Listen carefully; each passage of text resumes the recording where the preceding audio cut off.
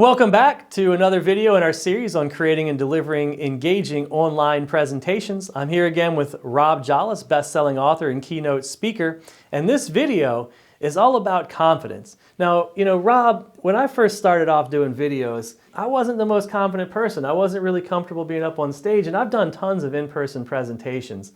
But for some, it was a little bit different because I'm not looking at an audience, I'm looking at a camera. And it took me a minute to get over that. So what are some tips that you have on how you can become better and more confident in giving these online presentations? Well, the first one, and I appreciate you didn't use this word, is I'm not a fan of the word nervous. Let's eradicate the word nervous. I can't do anything with the word nervous. I see people who are nervous, to me that's sort of in a corner cowering and then chewing our nails. That's not going to work for us. But could we substitute the word anxious? I don't have a problem with being anxious. I like being anxious. I think one of the first things people need to know is it's not a bad thing to be anxious. You're going to get in front of a camera, you're going to get in front of an audience, and you're not anxious? Now I'm nervous. Think about it. We can use that anxious as a racehorse gets loaded into a stall. That horse is anxious because it knows it's about ready to run a race. So first, let's just diffuse this piece that everybody feels this to some level or another. You're not on an island by yourself with this, and it's not a bad thing, because I promise you this. If you're a little bit anxious, you got that little buzz in the belly, you're not going to be flat. And that's what most of us are really looking out for is, I don't want to be flat. Well, if you're anxious, you won't be flat. So let's just do a little word swap to come out of the gate with this one. Yeah, well, I like that. And I actually heard something recently in a book that I was reading that said, if you are well prepared and you are good at what you do, then being anxious will make you better. But if you're not well enough prepared, it will make you worse at what you do. So a lot of it's about your level of preparation. So we were actually having that conversation earlier about preparing for presentations. So how does that play in with your level of nerves? In real estate, we say three most important things are location, location, and location. Well, in presenting and doing almost anything where we're out there, it's preparation, preparation, preparation. So the easy answer for me right now is to say, everybody, be as prepared as you can. But the real world answer is, frequently we're put in positions where we've never done this before. This is the Wild West of online delivery still. So we're kind of in new territory. So A, preparation. But B, let's get into character. I love this one quote. I have it by my coffee bar. It says, worry is the misuse of your imagination. Don't misuse your imagination. Terrible things are not going to happen. It's almost like a wedding. No matter how prepared we are, there's still going to be about 5%, 10%, won't work out quite the way we thought. And if we handle that well, graciously, confidently, those become the best 5 or 10% pieces of the event itself. So it won't be perfect. It's not supposed to be perfect.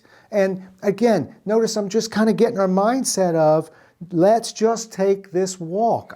I'm speaking to a few people, including the person on the other side of this camera, who says, let's pretend that our parent is over there or a friend. I've been doing that for years. I'm always pretending that there's a friendly face there. And guess what? There is, because that audience of yours wants you to do well. Would you be more confident if you knew for a fact the audience wanted you to do well? Yeah, probably so. All right, well, I'm going to prove it to you.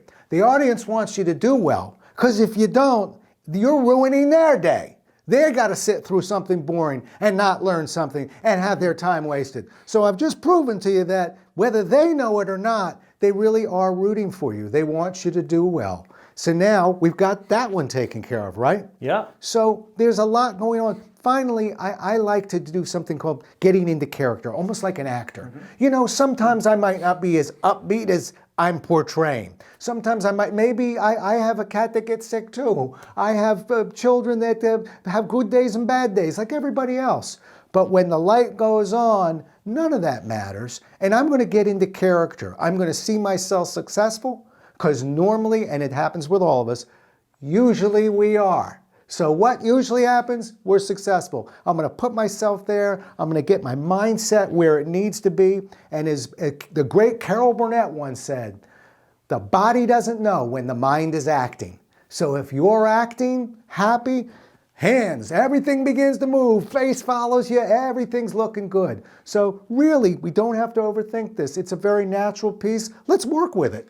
Yeah, that explanation of getting into character, I really love that because, a lot of actors, they'll actually tell you in real life they're not that confident people. But when they get up on that screen, they think about who that person is they want to become and they portray that.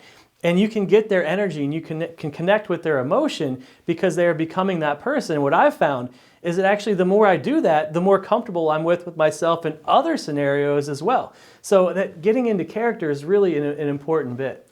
Yeah, I almost, a lot of times for me, when we travel, I would be invited to dinners with clients, etc. And those are much harder than presentations for me because everyone thinks that this is the way I am all the time. And I am that way a lot of times when the lights are off, but not all the time. So I have to get into character, and sometimes with our clients, even when we're not giving a presentation and there's no camera or lights, we get into character then too, now don't we? We get into character as parents too, don't we? Right. So let's use that. Yeah, but the important part when you're thinking about getting into character is not to be false. You have to be authentic. And that's one thing I've really found, and people will actually connect with your authenticity and a little bit of vulnerability as well. So you don't want to say things that you don't mean. You don't want to, just put out messages that you don't believe, but you want to also portray that energy. And people love energy. I mean, energy is in nature. This is just the way it works. Energy flows from high to low, and when you have high energy, people are going to want to absorb that. So if you focus on yourself and creating that high energy, I think that could potentially help with your confidence as well. Yeah, you say that. It's a big theme with me for energy. Now, I've been presenting for over 35 years, and you'll notice there's a lightning bolt on my lapel right here. That lightning bolt has been with me since I was 21 years old, and I don't care how many presentations I deliver. I'm as good as the last time I delivered a presentation. So I pin this thing on every morning. People laugh. They go, "You still doing it?" Yep. Because what it reminds me is I got to show up and give them everything I got. I can't control everything, but I can control that energy. So energy important. I actually have a physical reminder that I actually will be nervous, yes, nervous, if I don't have my bolt with me. So I carry a couple of extras just in case. So you'll never see me without a lightning bolt if I'm presenting, ever. Well, that's a cool trick. And for our viewers, we'd love to hear if you've got any tips on how you overcome that nervousness or that anxiety, anxiousness, as Rob put it. But Rob, is there anything else that our viewers should really know? Any big takeaways before we wrap this one up? Well, one is I've always wanted a lightning bolt tattoo, but my wife won't let me have one. But the other, Jeremy, would be truly don't be so hard on yourself. Remember that no matter how wonderful it went, or maybe it didn't go so well, always walk away with just controlling the feedback to yourself. Just get in the habit of saying, no matter what goes on out there, I'm going to walk away and I'm going to think of 2 things I really did well, and I'm going to focus on that. So I do that all the time. And I'm going to look at 2 things, if I could do it again, I'd do differently. And I'm going to focus on that. And let's not beat ourselves up. There is no perfect presentation, ever. There's no perfect communication. We do the best we can. And if you're comfortable with that, I can promise you, it will translate into better delivery. Rob, thanks again for being here. We love all the great tips. For our viewers out there, if you appreciate what Rob's doing, make sure you hit that thumbs up, hit the subscribe button, and the bell to make sure you get all the latest updates. If you'd like to get in touch with Rob, you can check him out on his website, JOLLES.com, which I'll put in the description below, along with a link to my website. And until next time, thanks for watching.